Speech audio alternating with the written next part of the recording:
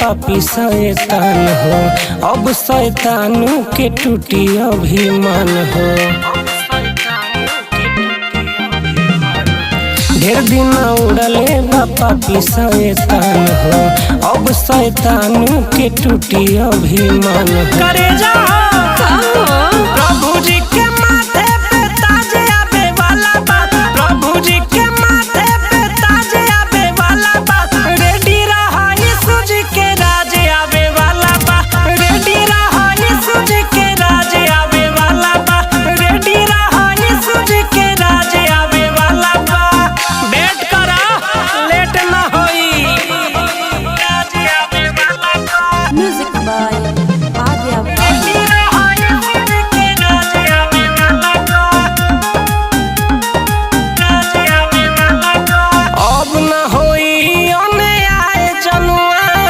यीशु जी करी है ने आए जनुआ,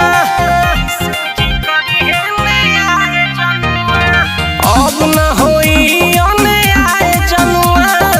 यीशु जी करी है ने आए जनुआ। स्वर्ग से मसीहा सारा ताज आवे वाला बा, स्वर्ग से मसीहा सारा ताज आवे वाला बा।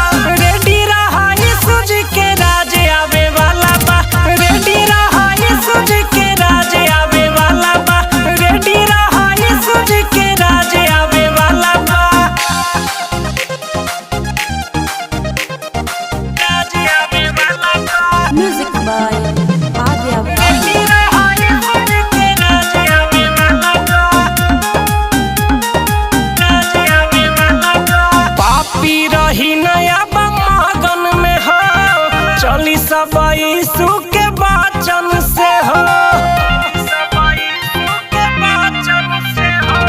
पापी रही नया मगन में हो, चली सब यीशु के वचन से हो। कबे से बनल मिजाज आवे वाला बा, कबे से बनल मिजाज आवे वाला बा। रेडी रहा यीशु जी के राज आवे वाला बा, रेडी रहा यीशु जी के राज आवे वाला बा, रेडी रहा यीशु जी के राज आवे वाला बा। ढेर दिन उड़ले बा पापी शैतान हो, अब शैतानों के टूटी अभिमान हो। ढेर दिन उड़ले बा पापी शैतान हो, अब शैतानों के टूटी अभिमान हो। प्रभु जी के माथे